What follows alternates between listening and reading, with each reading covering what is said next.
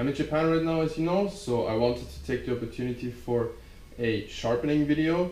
There's a lot of sharpening videos out there, but I kind of wanted to show you my take on how I sharpen straight blades, carving knives, and axes. The main reason why I want to do this right now is that I have access to very nice Japanese Waterstones, and I thought it can't be wrong just to give you a little impression on how these Japanese Waterstones here work. So I want to make a little heads up first, talking about the grinds we are trying to achieve, and then I'm gonna bring the camera a little bit closer and show you how I sharpen my knives and axes. Stay tuned. Hello everybody, I wanted to focus on the grinds that we're talking about for a second. I don't want to go too exotic here about full flat grinds, hollow grinds, blah blah blah. I'm actually trying to focus on the grinds that are very useful in woodworking and knife carving. I'm also not talking about spoon knives here because it's a whole different topic, and I want to point out two folks especially who are very good at explaining how to sharpen your hook knives, which is Sean Hellman and Lee Stoffer. Both of them have channels on YouTube, and I would ask you to look them up. I have learned personally a lot from them as well, and I combined it with the stuff that I learned myself here in Japan about kitchen knives and about Waterstones, etc.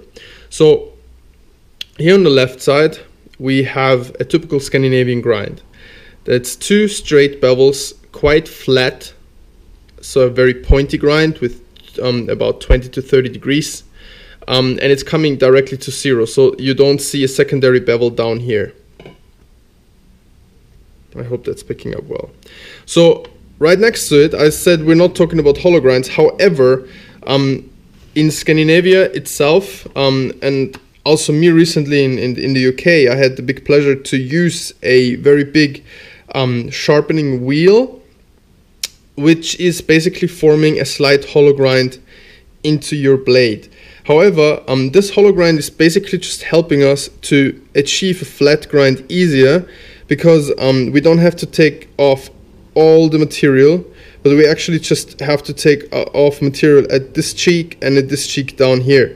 So basically a hollow grind would be hollowed with a secondary bevel that is actually quite big, and it's a very nice grind for pocket knives and all kind of other implements, but it's not my favorite for carving. But however, I like it to achieve then a nice flat grind over time on a flat stone like an oil stone or a Japanese Waterstone. In the end, for axes and for my carving knives, I want to achieve a Scandinavian grind, as we see here with straight bevels.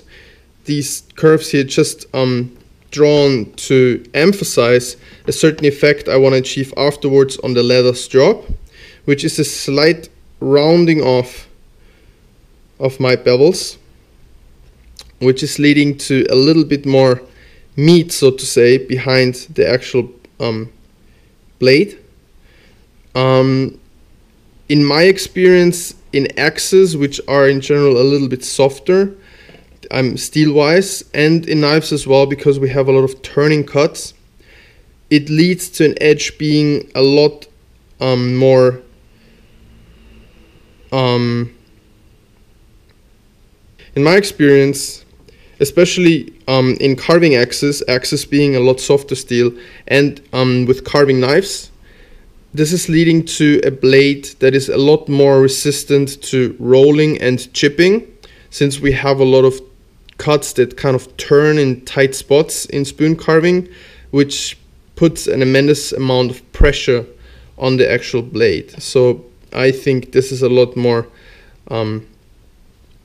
stable and resistant kind of blade. So we're going over the different steps on the Waterstones that I am using to get to this end result.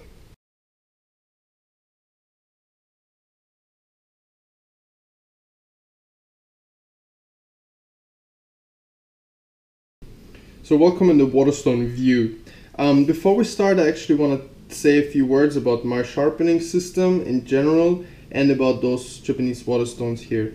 So when you are on a trip, or when you are on a budget, or for example in an urban environment and you don't have a lot of space, my take on sharpening is very simple. I'm usually getting diamond stones like these. There's actually a third one that would be super fine. Like, it's diamond stones like these at the hardware store. They're incredibly cheap, and I either mount them on a board with some rubber underneath by driving some nails in from both ends, just that they can't slip back and forth. Or I just when I'm in the woods, I just mount them Rainier style with some nails on a log or something like that. However, you can also hold them in your hands. It's a little bit more dangerous in my opinion, as I experienced myself. But if you just have them in a pouch or something and carrying them with you, they don't take a lot of space. If you go through the different numbers from coarse to fine, you find yourself actually to get a very, very nice blade. However, after these, in general, they wear a little bit, but still, even the finest one is leaving a little bit of a too rough edge. However, after those, I usually proceed with some kind of ceramic.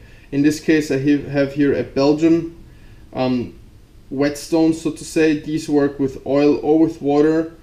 In the woods, they even work with spit, I have to admit.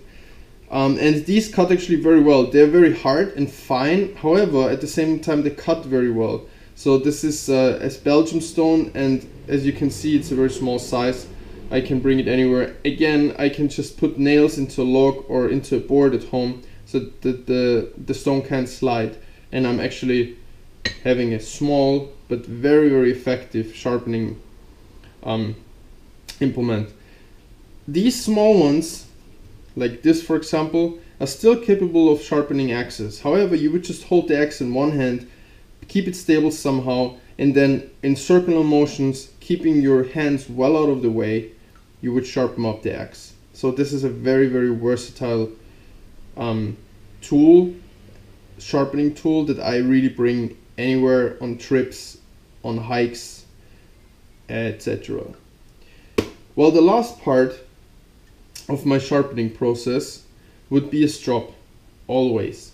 In this case here, because I could fit it into my luggage, I have my signature Sloyd strop with me that is not only capable with a quite big surface to sharpen axes and knives very easily. I actually have two different compounds applied at the moment, but I also have this rounded edge that also has leather on, and it does a very, very good job on the inside of hook knives. So if you're interested in this strop, I have a smaller pocket version as well. It's about this size without a handle.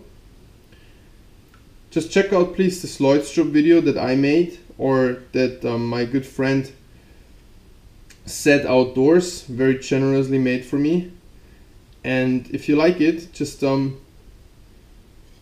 me a message and we can see what we can figure out. So now a word about Japanese waterstones. Japanese waterstones in general are natural stones, natural rock, or I think in this case as well, it's an artificial compound. However, those Japanese waterstones are still quite expensive, and the real ones, the real rocks, are nearly unaffordable. They're used in togiru, which means polishing. The togishi, which is the Japanese sword polisher, uses usually only real rock. However, I think this stone I have here in my hand is actually a real rock. I have two stones here. I wasn't exactly sure what numbers they have regarding coarseness, but this one seems to be around 1000 in my experience, and this one here should be around 3000, which is ideal for me in order to first kind of reshape the edge a little bit, reshape the grind, and then give it a nice polish or finer sharpening here before I take it over to the strop. In Europe, I'm using Japanese waterstones as well. A little downside for me is that you have to water them. before you use them, which can sometimes be a little bit of a inconvenience. The second problem I have sometimes is that especially the coarser ones between, let's say, 800 to 1000, 200, 2000, they actually wear quite quickly. That means they kind of get a little bit of a concave shape, and you need to make them plain all the time. I'm quite practical about that. I'm quite straightforward. I just put them on a belt sander. That's how I do it. Yeah, that's basically all I wanted to say about them. I like Japanese Waterstones very much because they give a very good feedback when sharpening, I think. So I hope this is a good view for you guys. So I have some tools here that I usually sharpen Japanese Waterstones. I just want to start it with the most untypical maybe, which is a draw knife. It really goes well on a Japanese Waterstones. However, you need some space and you need to get used to it a little bit. But since it's also a straight bevel, a flat bevel with a little bit of micro convexing, how I call it, or how it's called, you have to get used to it a little bit, but it's totally fine. It does a great job actually. I also use handheld sharpening devices a lot to sharpen this one here. Then of course I have two knives, and both of these knives are sharpened, like I said before, on a Tormek, which is a big diameter wheel that is running in a water bath. And I'm not sure if this is picking up here, but we are having a convex grind on here that is actually made flat afterwards, so there's only a little bit of convex edge left. And as you hopefully can see, on both sides of the convex grind there's metal taken off, and it's starting to become a flat grind.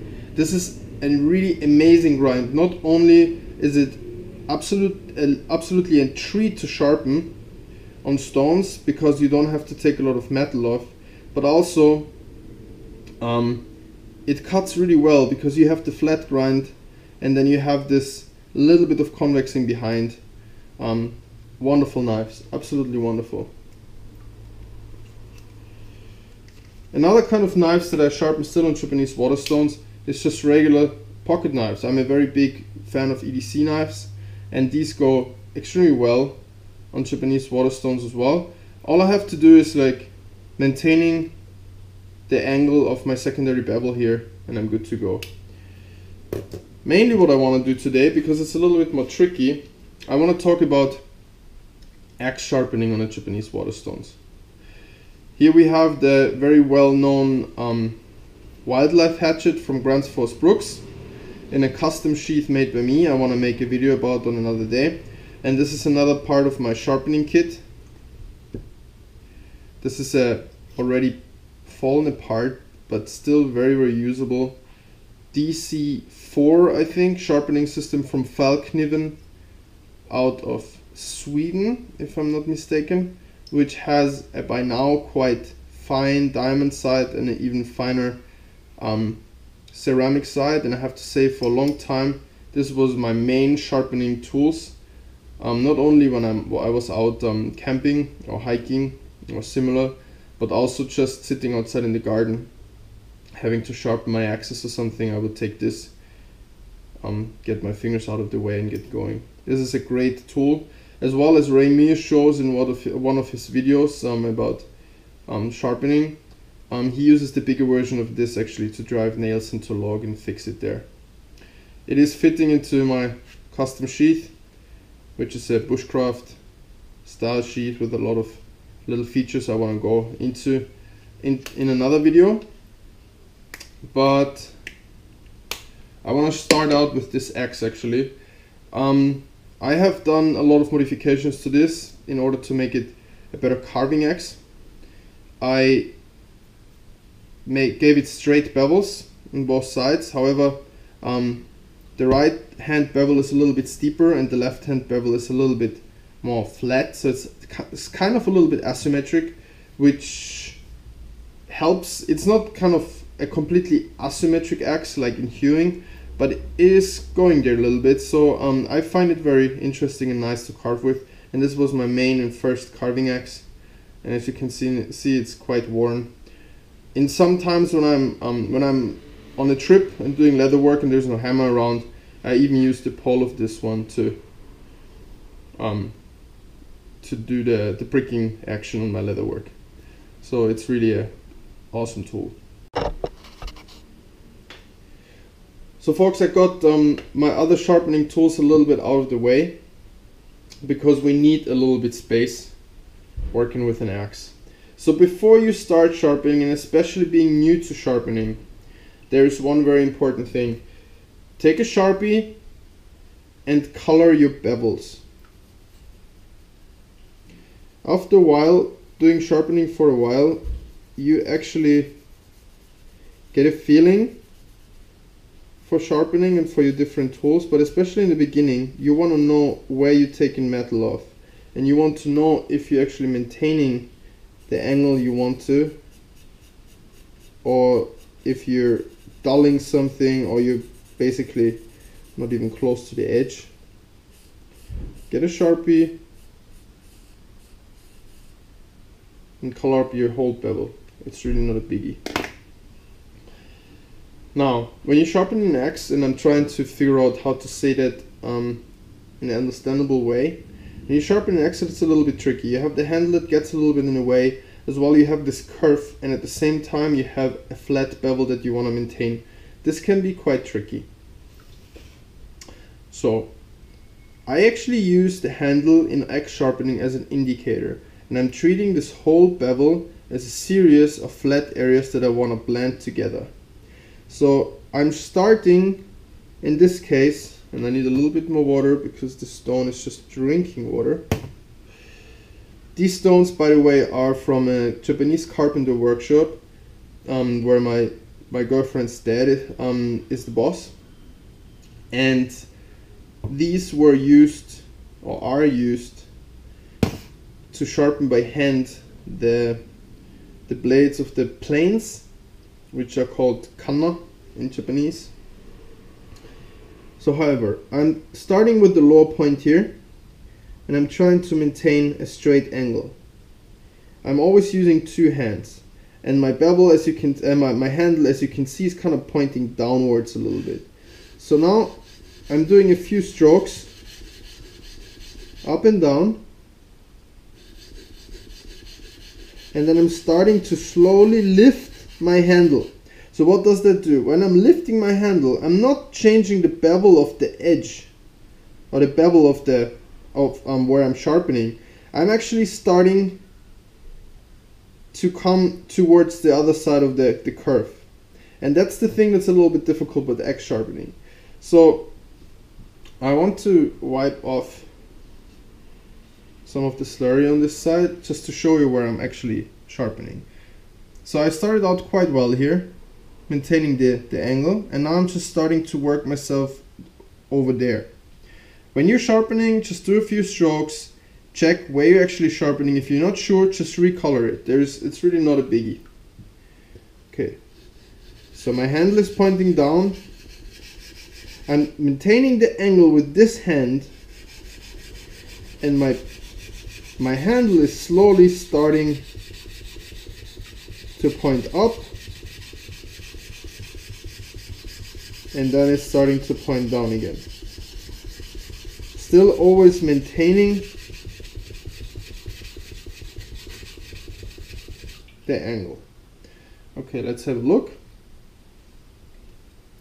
Well guys, that doesn't look too bad. I hope this is picking up well. As you can see, we just straight took off all the color with one, basically one turn up and down, and it just tells me that I maintained the same angle the whole time. And now I can actually just keep working that way. Oh, it was catching just a little bit. That means I had a too steep angle, and I'm using my handle, the handle of the axe, as an indicator.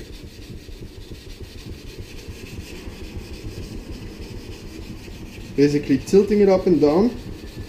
My left hand my left hand maintaining the angle. Okay, so this side was a little bit flatter. I didn't take any more metal off, any more color off of the Sharpie down here. So I know I just really stayed up here. Little look along the blade sometimes. Can tell you as well. Okay, this axe was in the first place sharpened on the diamond stone, so it was really rough, but it had already straight bevels. Now I turn it around and now it gets a little bit trickier because everything is basically facing backwards. But again, this hand here is trying to maintain a certain angle, keep it on the blade, and again I started on the lower point, my handle's pointing rather down, trying to find the angle.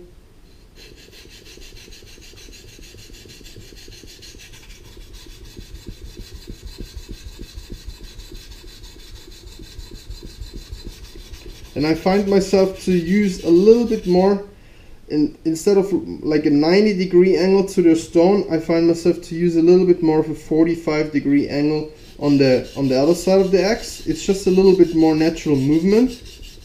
And the more natural the movement is to you, the more consistent your results will be.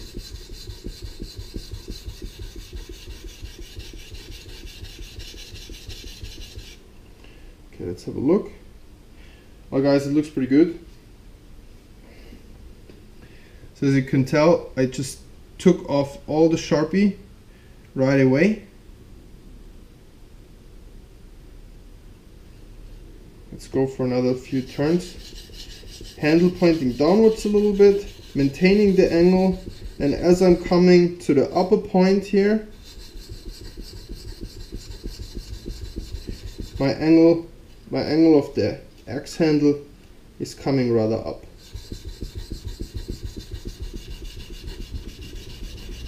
Try to give every area the same amount of attention.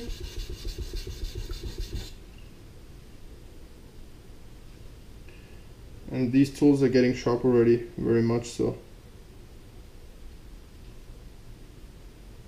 Be careful when you're wiping off and treating and handling the blade. Well, it looks pretty good.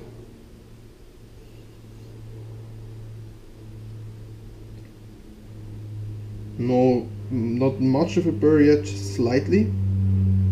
So what I want to do before I go to the final stone and put the axe aside, I want to bring up one of my other knives. In this case I want to use this Bernie Garland knife that I sharpened on a Tormac, and I made the handle for it. It's one of my first carving knives. Works still very nicely. Some antler up here, some caribou.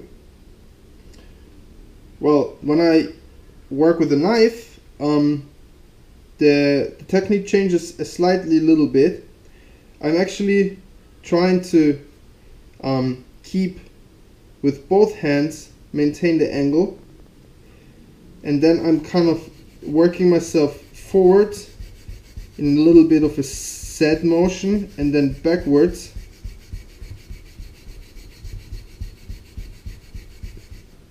Let's color it with the Sharpie again. I'm not doing that very much anymore, so I'm a little bit lazy on that.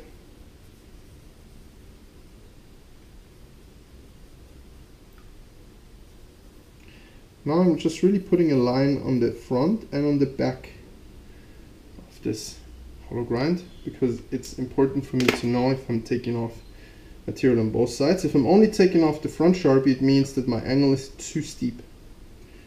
Okay, let's see.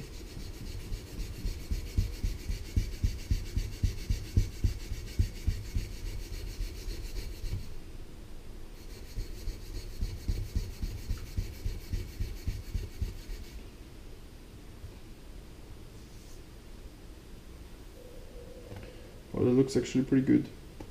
As you can see, I took off both sides of the Sharpie. And now we're coming to a little bit of a more tricky part, which is the tip again. The tip is extremely important in carving, but it's also a very, very tricky part in sharpening. So, as I'm maintaining my angle here on the stone. I want to work myself forward to the tip a little bit, and then what I'm doing is I lift, like with the axe, I lift up the handle. But that doesn't mean that I need to turn anything with my handle in any direction. I'm just maintaining this angle and I'm lifting up. Lifting like in really straight up. Okay, I keep the angle and I lift. And I'm coming forward to the tip here.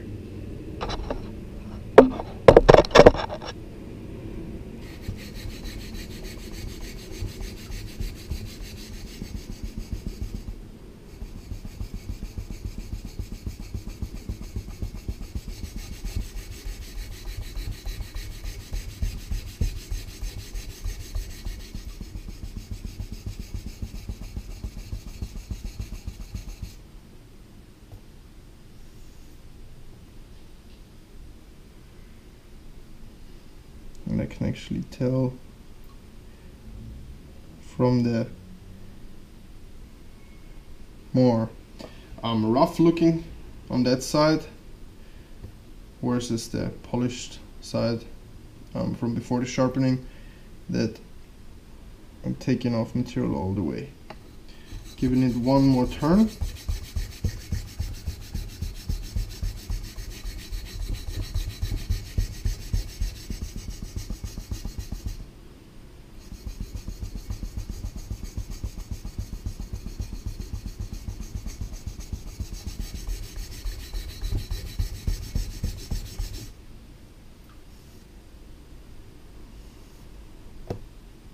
I'm turning around the blade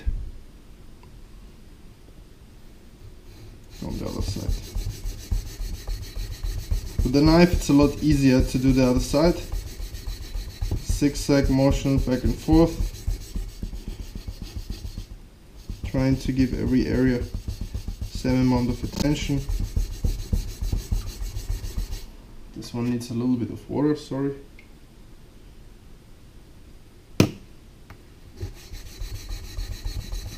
Don't wipe off the slurry or like wash it off. The slurry that is building on the Japanese Waterstones is very important for sharpening.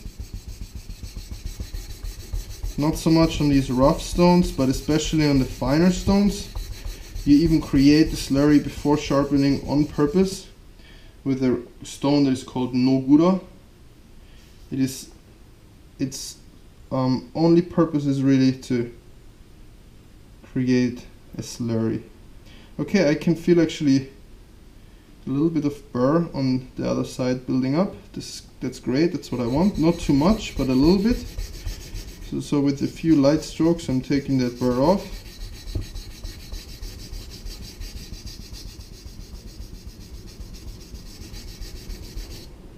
Your pressure should, by the way, not be too big. But if you wanna sharpen out some imperfections like nicks and stuff, you can go a little bit rougher, but in general you don't want to put too much pressure. Rather make controlled actions on the Waterstones, and they give you great feedback.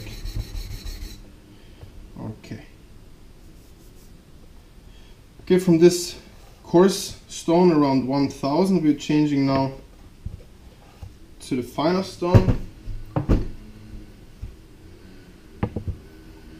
that has already some slurry on it. I created it before the video.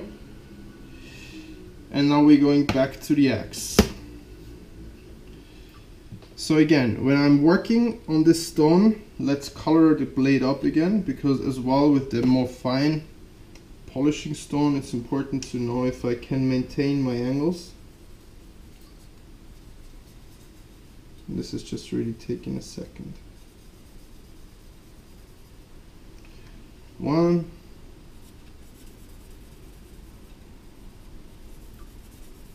2.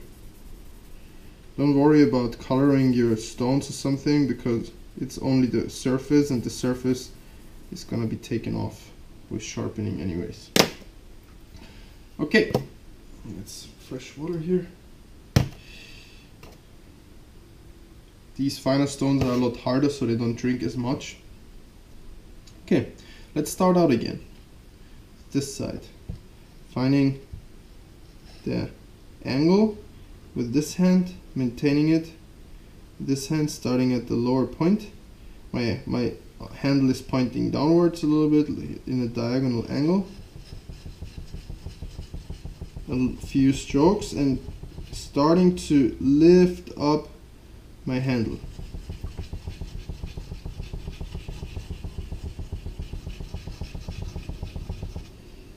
Okay, let's have a look.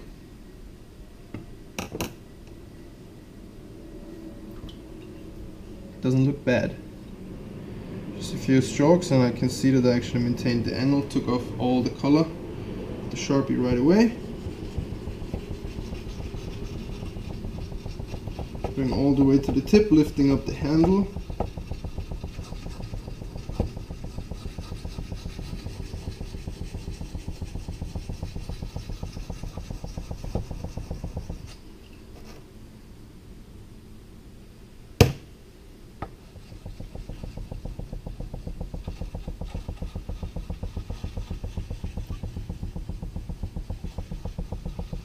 You can tell there's a lot less sound of this stone. Okay, back and forth a little bit and we can see all the color is gone. Maintain the angle and I'm just gonna keep working on this side of the axe a little bit more.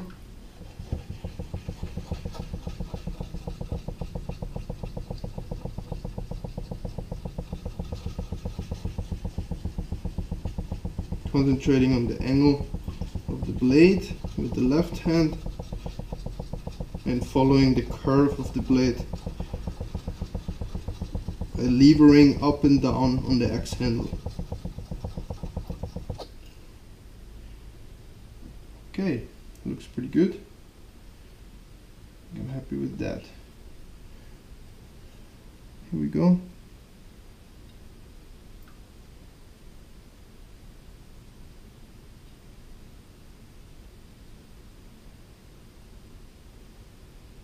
Few more strokes.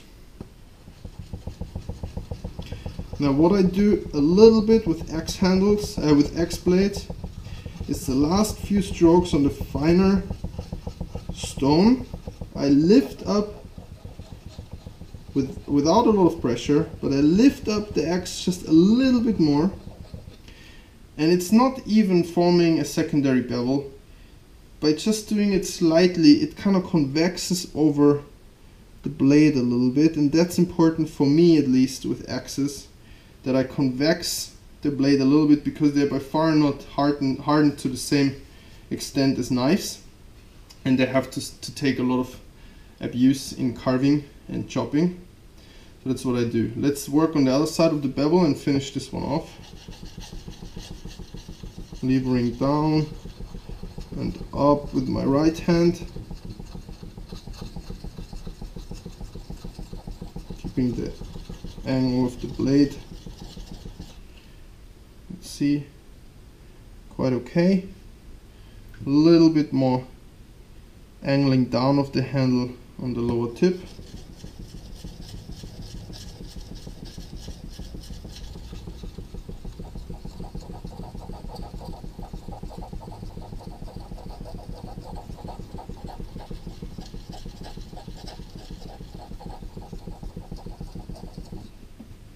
And this gray water that you see here is not the Sharpie, but it's the metal that's taken off from the axe.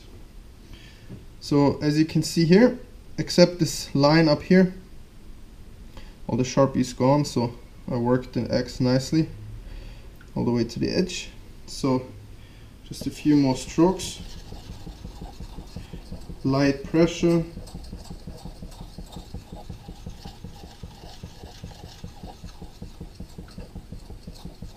Now I angle it up a little bit more, give it a few light strokes for a little bit of convexing. So guys, I just want to mention something in between. My way of axe sharpening, or sharpening in general, is by far not the only way. There's many ways out there, and I want to mention Lee Stoffer and Sean Hellman and their channels on YouTube at this point again, because I think their videos are incredibly helpful, and they're both buddies of mine and I learned a lot from them.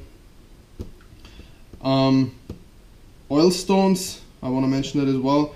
Oil stones, diamond stones, Japanese water stones, all of them have their advantages and disadvantages in my opinion, and all of them are great to use. It's really personal preference and budget, space, which is influencing this kind of decision.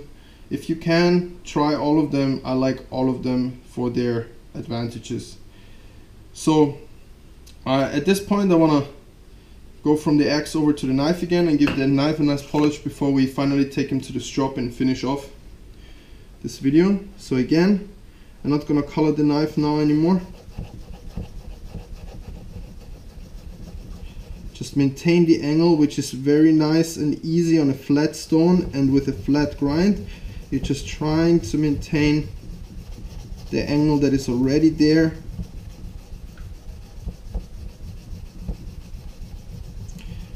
Don't forget, folks, one of the most important thing in sharpening, in carving, is to have sharp tools.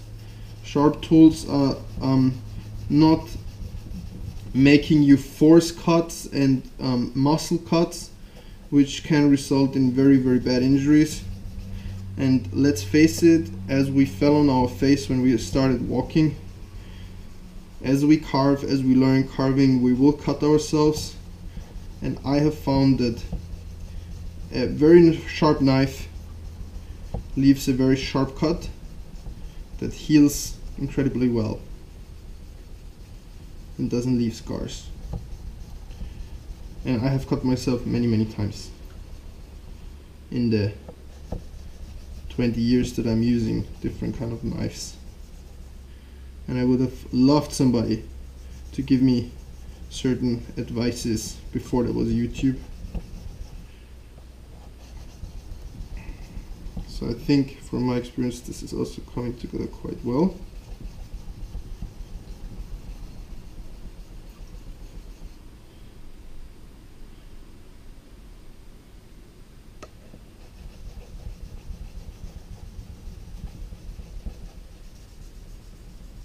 Lifting up the handle, maintaining the angle of the blade though, otherwise you're ruining your tip, or you start to change the angle of the grind on the tip. You don't want to do that.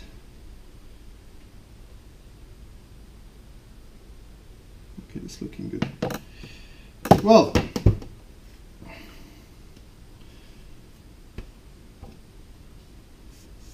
grab off your blades as soon as you can after sharpening. They are carbon steel and they don't want to be in touch with water if possible.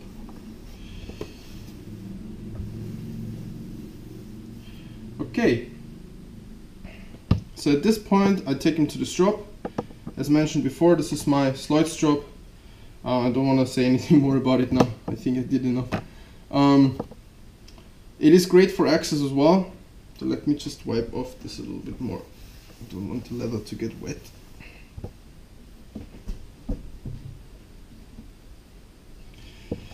So when I sharpen my axes on this, I usually put it on the edge of a table. Move this a little bit. Put it on the edge of a table, so I have enough space to work with the handle. Just hold it down with one hand. Maintain the angle, because the slight convexing is micro convexing, so to say, is done by the leather, and I just pull the X over the leather. Again, I'm thinking about the curvature of the axe by levering up and down on the handle.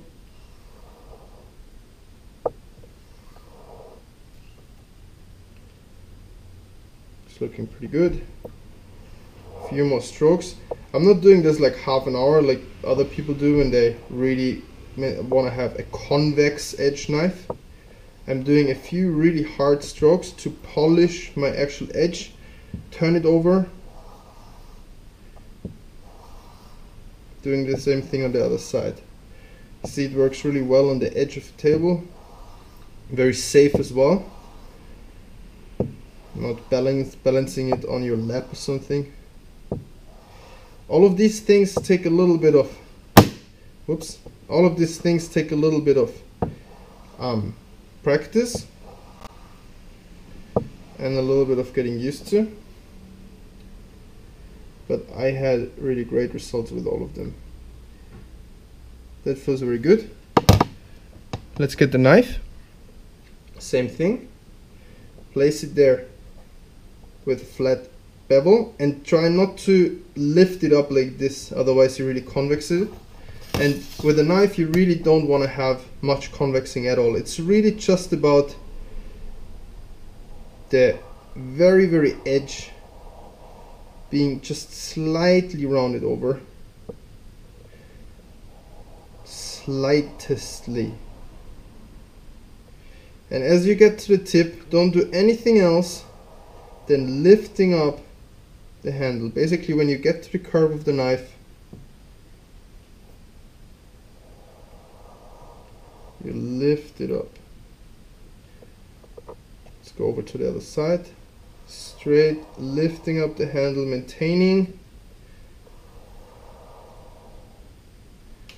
the angle of the blade.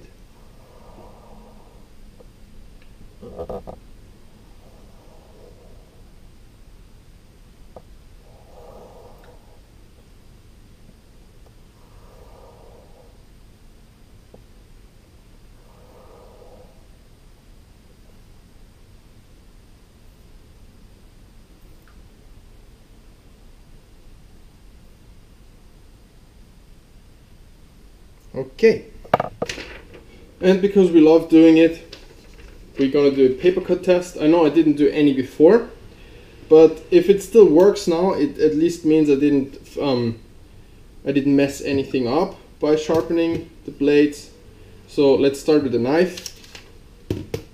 A knife is sharp for me when it does a paper cut test. It is shaving sharp for me if it shaves arm hair with the growth basically, and it's a razor sharp knife for me when it shaves hair against the hair growth. So what does it do with the paper? All the way to the tip. Not too shabby.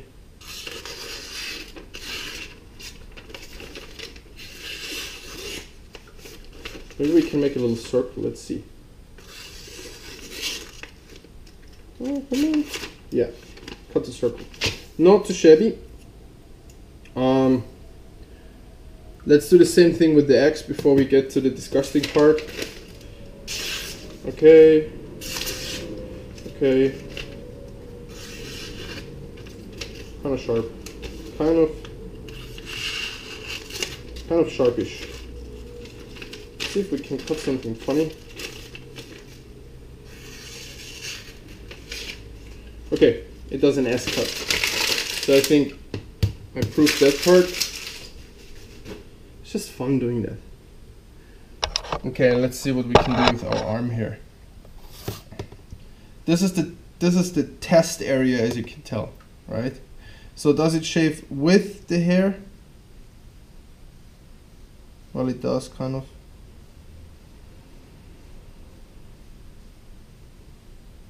Does it shave against the hair?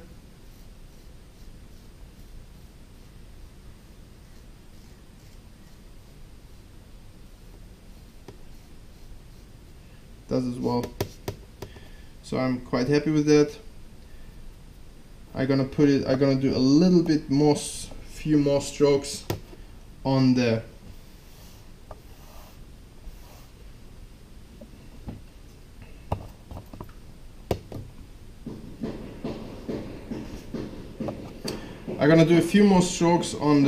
strop with this one, because as we only went to 3000, this is really not the finest stone I usually would take, but 3000 is already quite nice. but I usually would do probably a few more strokes on the strop before it is really perfect.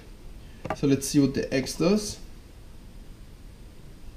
See if we get the X to shave.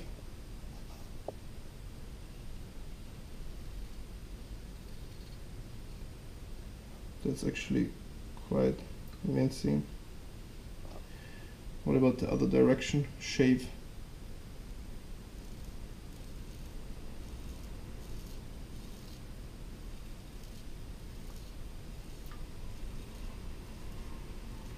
Yep, we having a little barber massacre here going on. So thank you everyone for watching. This was a little bit of an insight in what I'm doing with Japanese Waterstones and how my general bushcraft, budget, carving, sharpening kit looks like. I did not go into hook knives because I just basically use a rod with some different sandpapers and my signature Lloyd strop. If it's about those hook knives, I again want to mention Lee Stoffer of Covered Craft here on YouTube.